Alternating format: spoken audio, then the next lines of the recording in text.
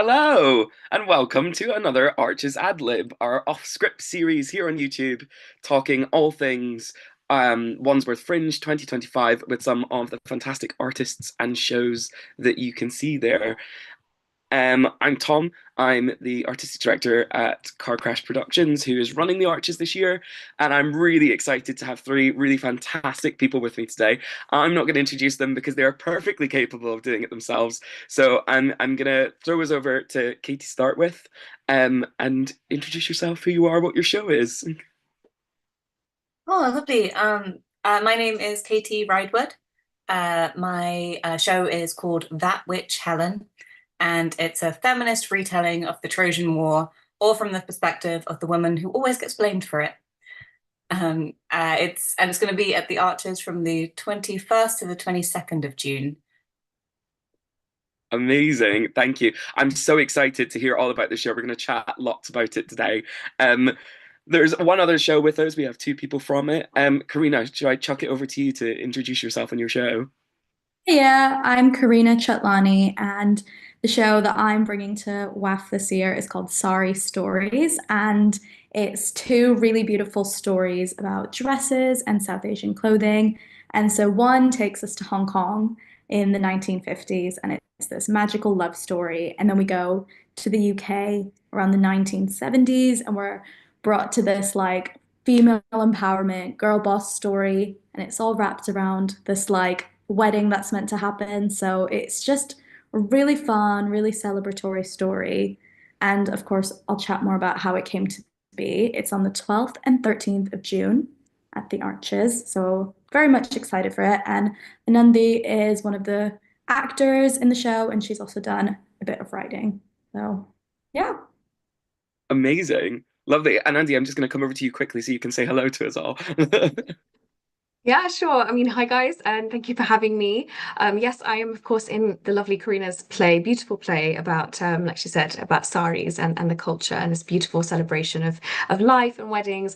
I'm sort of a bit of all things. I'm an actor, radio presenter, kind of an amateur singer, Indian folk dancer as well. So I'm a bit of all things, but I love it. And Karina's play is actually my first professional acting credit, featured roles, I should say, because I'm playing three different parts in it. And it's hectic, but it's so much fun. I love it. And I've been really loving the creative process with her. She's fostered an amazing environment where we all have our say and we're all equally heard and listened to and respected. And that's so beautiful. And in this industry where sometimes it can be very hard to have your voice heard and your ideas put forward, it's really nice to have that, to be in that safe, inclusive environment. So yeah, really happy and really excited to keep on going and get going with the play and showcase it. Yeah, fantastic. Oh, what a wonderful way to start. There's so much positivity about these wonderful shows. I want to just pick up on something that you've just said, is that in this process, it's kind of been about having your kind of voices heard. And I think that's a wonderful place to start when we're talking about kind of new writing. There's this idea that there's something that hasn't been told, or maybe it has been told, but it hasn't been told in quite the right way. There needs to be that new perspective on it. Um, is that what has inspired you to create these shows? I don't know. Let's find out. Katie, how about you? Where did that witch Helen? I keep feeling like I'm going to say something else there. Where did that come from? That is the point of the title. Absolutely. You hit the nail on the head. It came out of I was reading a lot of these retellings of ancient Greek mythology, and there were a lot of great ones, new characters being centered and different perspectives. But one thing I noticed was that this woman, Helen, who appears in so many, she's in the Iliad, the Odyssey, Euripides, wrote a whole play about, well, multiple plays with her in them. Um, but for some reason, even the most modern ones could never make her a likable character, and even a character that you could understand or understand her motives. And so I felt like she needed someone to stand up for her and give her a chance to tell her own story from her perspective. And I saw in it as well, like in the story of Helen, I think we can see there are a lot of women who are treated like her through history, even, you know, in modern times as well. It's something that I kind of go into in the play. But there are always certain women that will get blamed for things, and somehow the whole culture will turn against them, Yeah. rather than sort of understanding that they are one person. And yeah, so I really wanted to explore that side of it and let her have her voice. I love that. That's brilliant. There's nothing more exciting than when you've watched something and you go, I want to know more about that character. Yeah. And it's great that there's the opportunity to explore this, to explore Helen. Um, Karina, for you, is it kind of a similar process of these are characters that I want to explore, or did it start more from the kind of historical elements for you? Yeah, I think for me, somebody once described one of my plays as stories from the treasure chest. And I think that's really stuck with me, and those are the stories I want to tell. So things that have been passed down through families and histories, and maybe they've been dramatized and exaggerated a little or romanticized a little. But I really like that idea of these like gems that need a little bit of cleaning up and a little bit of sharpening. So Yeah, that's where part of the story came from. And then, and sort of with like family history and just like pulling from my family or that generation. But then the other part of the story actually just came from this project online where a woman, her project was similar to Sari Stories, where she decided to wear sari every day and inspire women around the world to do so. And it just felt really empowering. So that was almost like a fictional frame inspired by a project. So I really tried to pull from loads of different aspects to create stories and create like as much of a picture of different types of women throughout history in different continents and what their relationship to clothing is. I love that. I feel like perhaps my backdrop of all these clothes is maybe more suited than I thought it was. Um, I really like that idea that there's sort of there's story in so many things, and even the kind of the stories, the history of kind of clothing is I don't know. There's so yeah, there's so many untapped things in that. That's lovely. Um, so when you've created this new thing, it's on a piece of paper, or maybe it's not, depending on your process. And you're in a rehearsal space. What does that then look like when this? It's there's no reference point. There's not a show that you've created before. I might come to oh, I'm gonna mispronounce your name. I'm so sorry. It's time to learn it. And Anandi, is that right? Yeah, that's pretty much right. Perfect. Okay, great. I should have started with that at the start. For you, as a kind of Yeah. actor coming into that process, how is that? Um, I mean, as in when it comes to writing something or when it comes to Yeah, trying to portray a character, do you mean? I guess that when there's something new, Yeah. what is your kind of your reference point for that? Because it's something completely fresh and Mm. different. It's not like you can consult things that kind of came before because there was no before with the new piece. Yeah. I guess in the case with this play, I mean, I can relate to the experiences of the women in my family because that's exactly what it's about. So it's easy to be able to draw on those memories and and just the experiences of what they went through and just what the saris meant to them personally. When it comes to maybe other characters that I might have auditioned for, sent self-tapes for, where the material is completely new and the characters are just so far removed from who I am personally, I guess it's just trying to maybe empathize with the character and figure out what their motives are and why are Mm. they doing what they're doing, what are they thinking behind the scenes, in their mind. So I think it's just all about putting yourself in the other person's shoes, and when you're able to do that seamlessly, then you can in a sense play any character that you want or that you wish to. Yeah, so I think that's the start of the process. I mean, Yeah. don't get me wrong, it is daunting. I mean, if it's a character that's just so completely different from who you are, and you're thinking, what do I do? But yeah, I think empathy is definitely the first point Yeah. to be able to achieve what you're wanting to do. I love that. That's a wonderful sentiment to it. Yeah, Katie, do you find that you have a similar experience there? Yeah, I mean, it's a bit of a weird one for me because I've written it, but I also perform it. What I found was that the development process and the writing process were kind of wrapped together. I found that I was like writing bits and then taking them to scratch nights and testing them and then kind of bringing them back and seeing what worked. So it feels even now I feel like I'm like changing lines or like tweaking little bits and trying to make the flow work the best to serve the story. It's kind of it's like it's nice to be able to do that, but it's also that knowledge that you can do that and that there's not one set script. I think, Yeah. especially with new writing, is sometimes it's it's I guess it's two things. It's like it feels a little bit dangerous, but also it's quite exciting. Because again, I wonder if Karina finds this as well. Like when you're watching a rehearsal and working with it, you start to see, oh, I can tweak this bit and I can change this bit once you see it come to life. I think that's like as an actor as well. I love working with new writing because you see that process Mm. of really being involved in that first stage of the play. Absolutely. Yeah. I mean, Karina.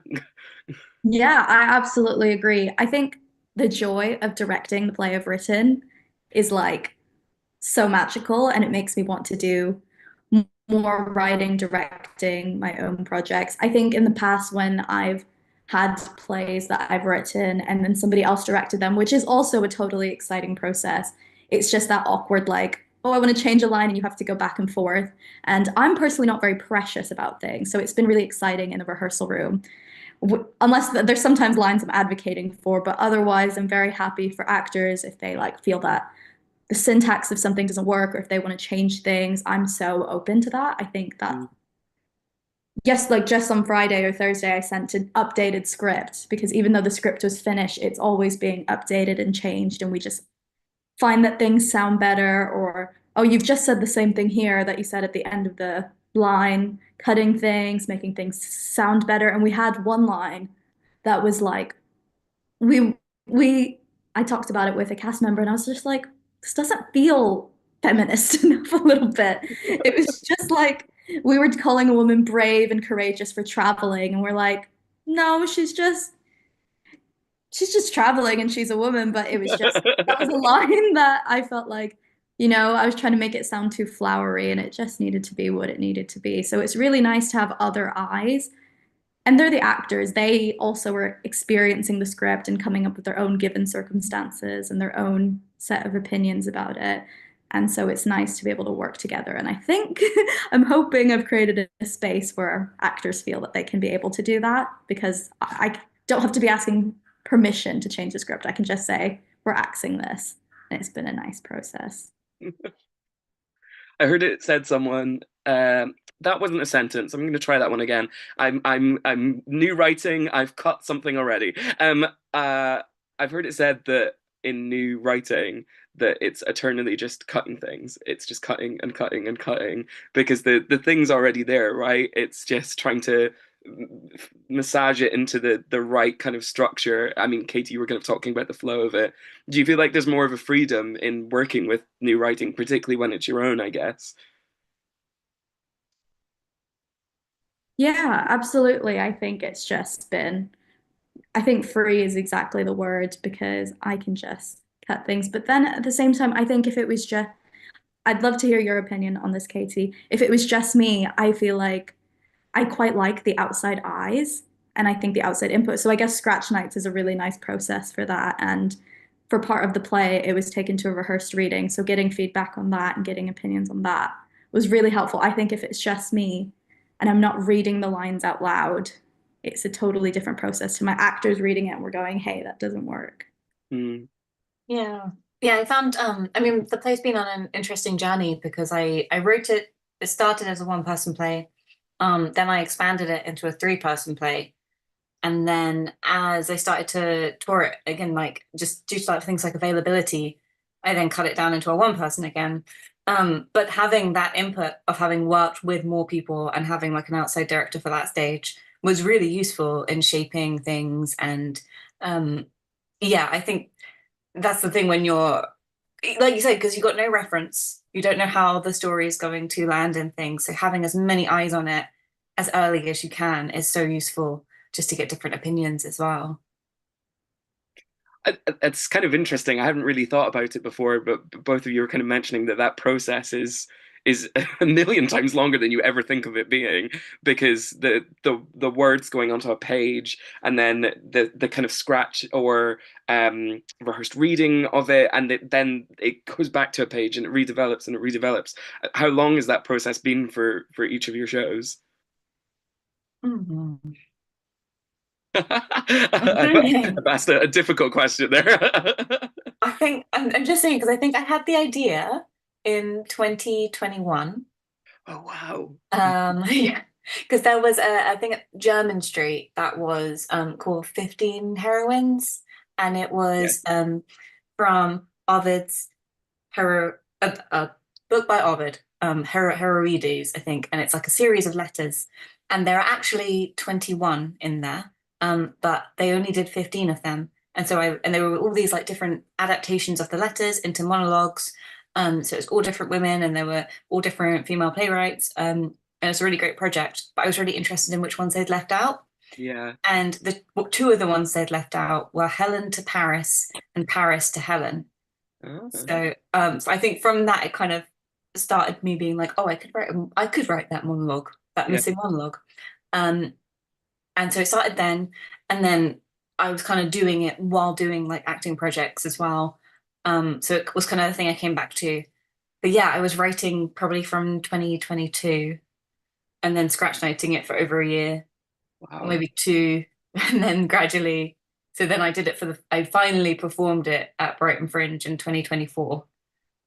So yeah, like 3 years I think it took. Wow. That's like a proper journey. That's a show in itself. Yeah. How about you for you, Karina?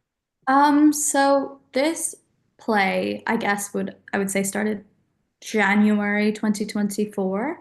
So I did a program, and it was the first play I'd ever written called Listen Local Young Writers with the Kiln Theatre.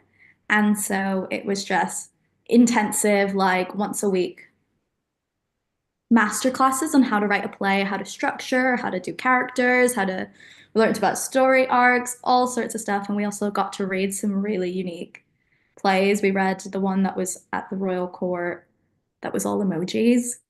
Don't remember. It was like something about Kylie Jenner. That's all I remember. Oh, But Killing Kylie Jenner. yes. And so it was just loads of different unique play styles, lots of like poetry, different things. And it was really an exciting experience because I got to think a play doesn't have to be beginning, middle, end. It can be non-linear. And so I really experimented. And I think I had loads of ideas. I was going to write about people in space. I was going to write about like all sorts of things. But this was the story that I sent. We had to do a 5-page application, and this play was what I sent. And we were allowed to change, but throughout the program, I just said, I want to keep writing this story and I want to write this play. And so I developed it, and it was quite intensive, I would say. It was the only play I was focusing on at the time.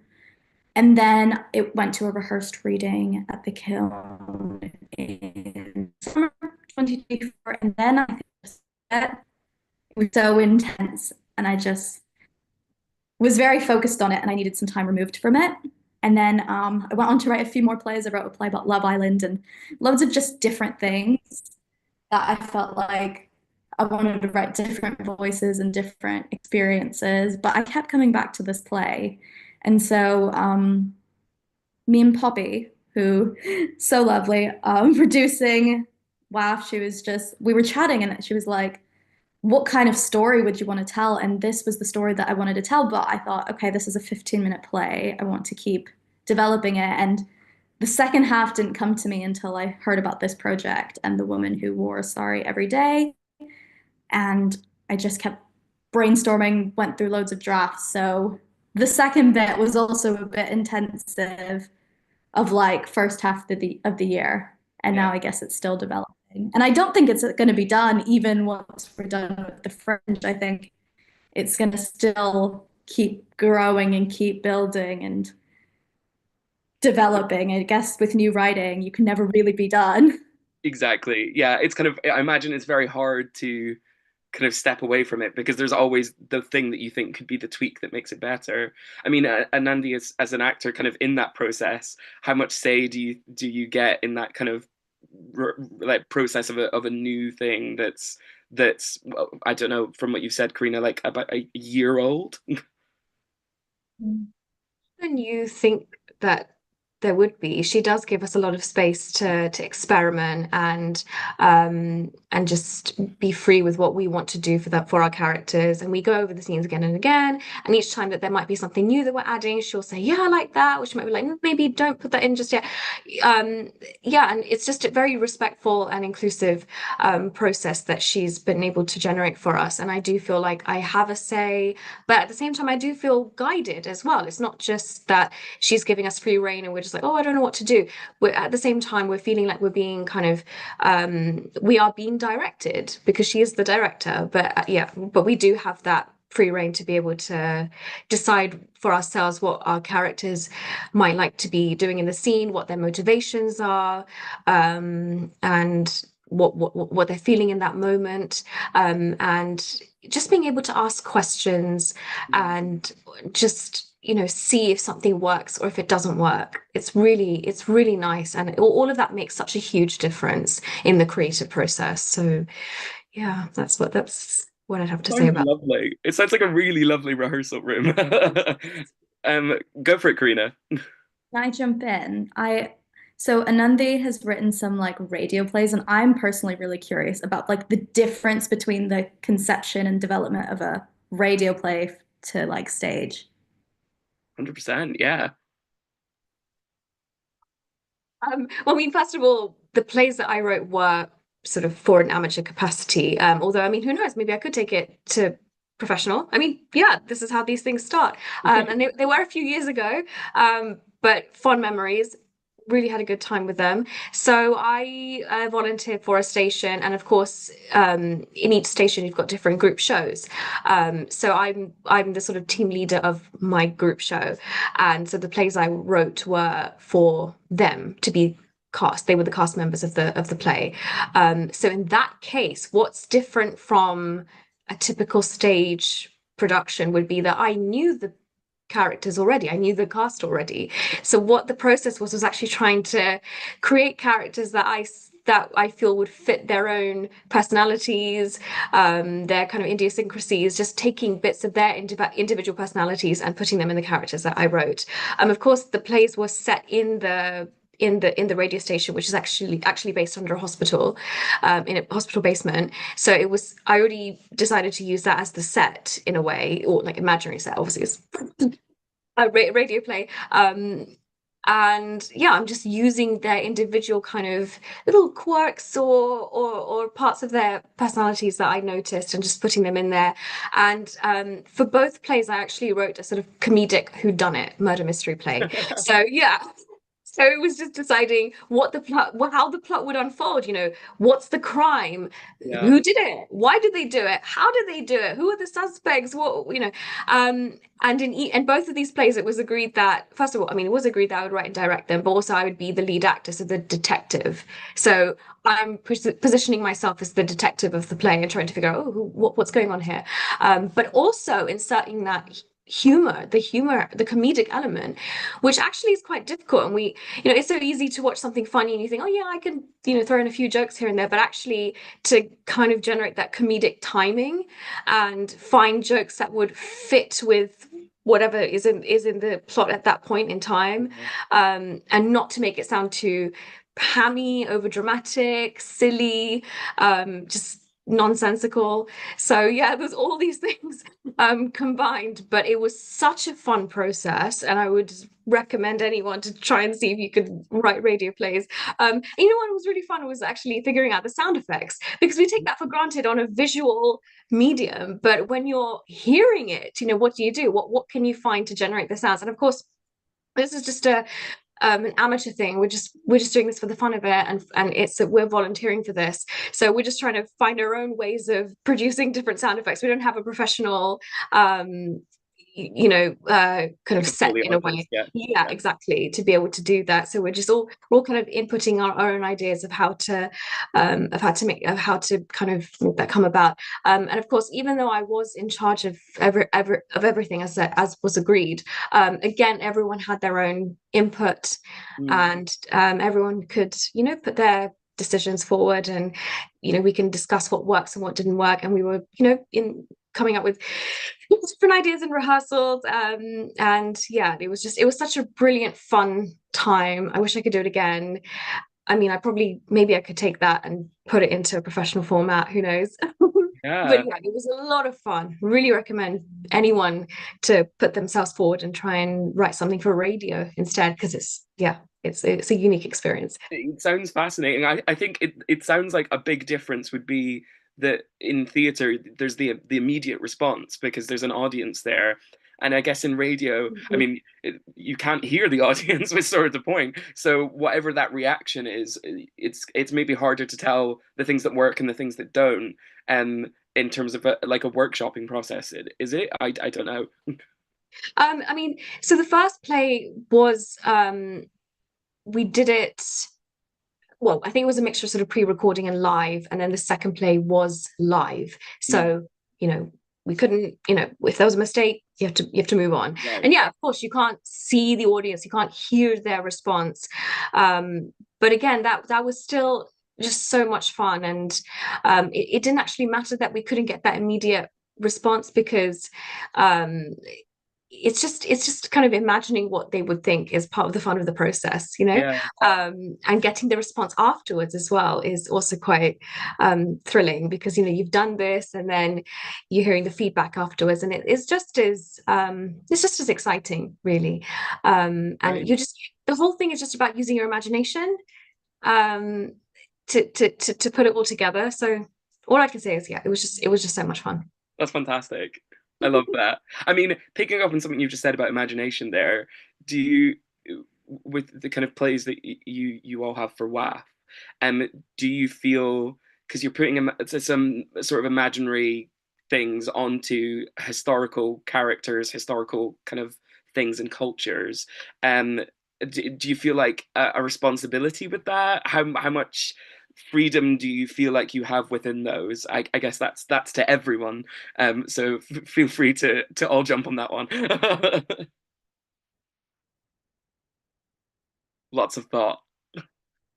The writers are thinking. I mean, I feel like I have the easier one wherein Helen, she's been written about by so many people. She's, a mythological character, maybe even a goddess, like thousands and thousands of years of distance. I feel like rather than uh, putting things onto her, I think it was more for me that people might have a very specific idea of her. Mm, So I found it quite exciting to challenge that. But I have also found that obviously people, they come in, they've got a very specific idea about what she should be like, what she did. And sometimes it's based on like the Iliad, sometimes it's based on what is it, 2005 film Troy. right. Sometimes it's based on just like a general, maybe it's based on she appears in like is it Faustus? One of those Okay. like a sort of early modern play, like um she just appears there, doesn't really say anything, but they say all these things about her. So I, rather than feeling like I didn't want to put things on her, I almost felt like I was her defense lawyer coming in to finally let her have her say against all this stuff that's been said about her, which has been helpful, I think. Yeah. I love that as a concept. That sounds fantastic. How about you, Karina? I think for me, because I'm drawing on a lot of personal experience or collective experience, Mm, it feels like I'm okay to like, oh, I've lost my train of thought. I think it's just like, it's more in terms of like, I'm personally, I want things to be very accurate, like historically accurate, or would they do this in the 50s or would they say this? Like we had a little debate at one of our rehearsals where it was, did jeans exist in the 1950s? And it's just like things like that. But I think lately it's been more of a process of the plays written, these little like accuracies or inaccuracies, whether they wear jeans or not is not gonna affect the audience's viewing right. of the play. I've taken as much care as I can into making it of research, reading articles, papers, watching different videos and TED Talk. I've done my research. I trust myself. And whether there's different like things that can be debated on, the audience are here to play and use their imagination and suspend their disbelief. And so it's still a play. It's obviously a fictional story that didn't happen. So it's like, but those emotions and those feelings are still so real. And so Yeah. I think I'm giving myself a little bit more freedom to be less of a perfectionist and make everything so historically 100% accurate because it's still real experiences that's what I feel is the most accurate, the experience and the story, not the tiny details such as the genes, but I have really like researched and taken care, especially last year during the very intensive playwriting process. Mm. I'm kind of interested, and it's kind of from something that Anandi said about the process of writing radio plays and with audiences. Um, how much, I guess, particularly with that witch Helen.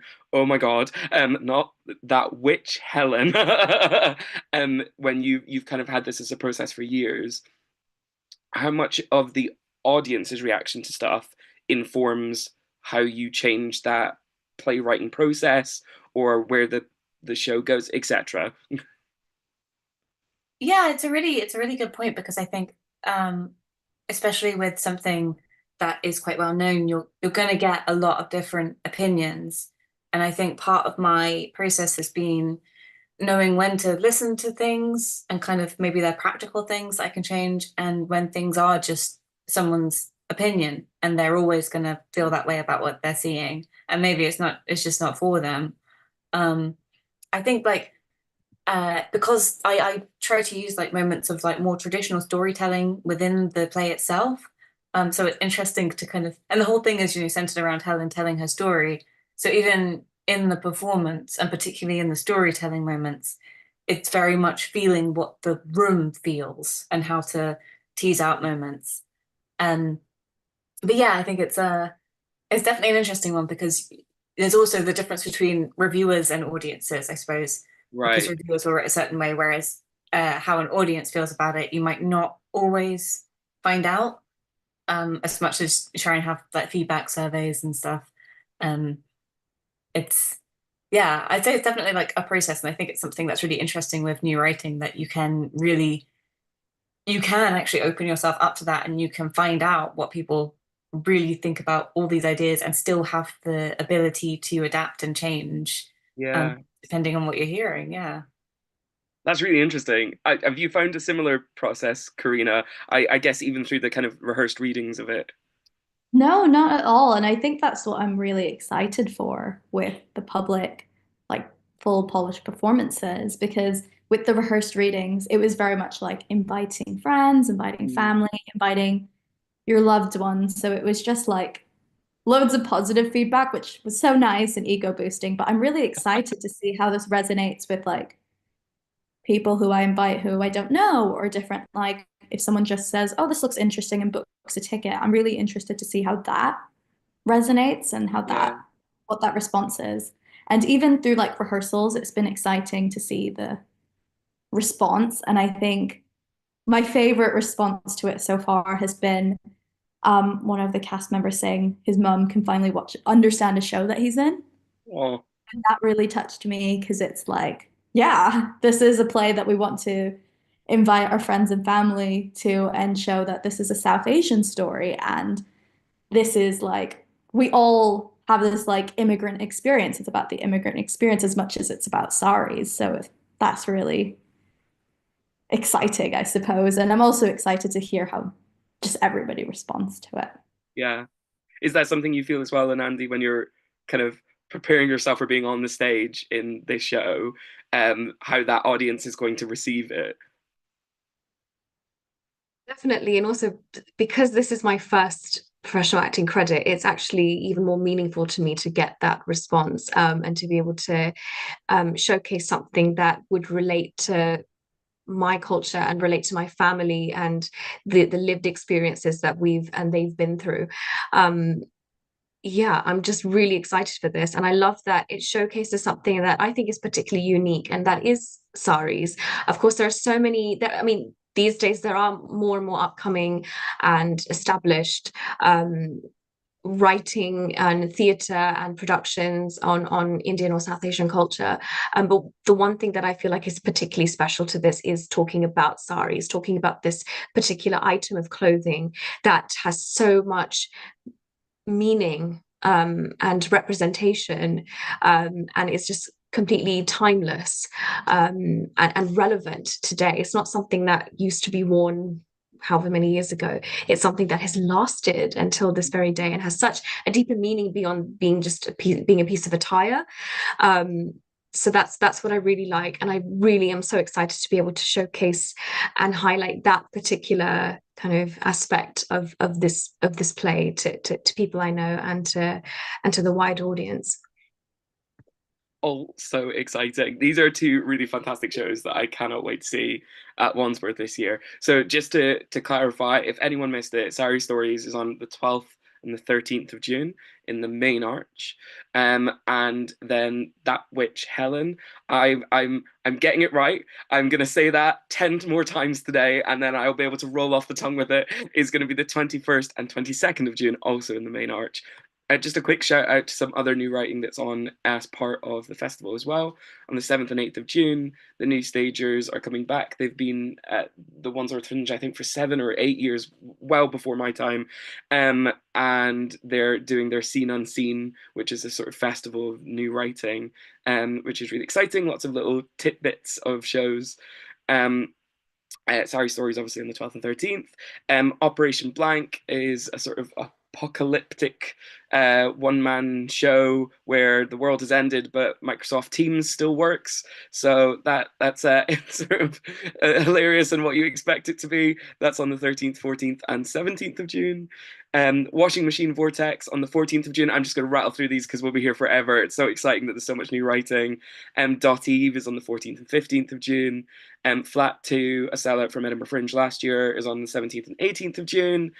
Scratch Night Pending, which is one of Car Crashers events that we've done every year, is on the 20th, which is a Scratch Night. It's pretty self-explanatory.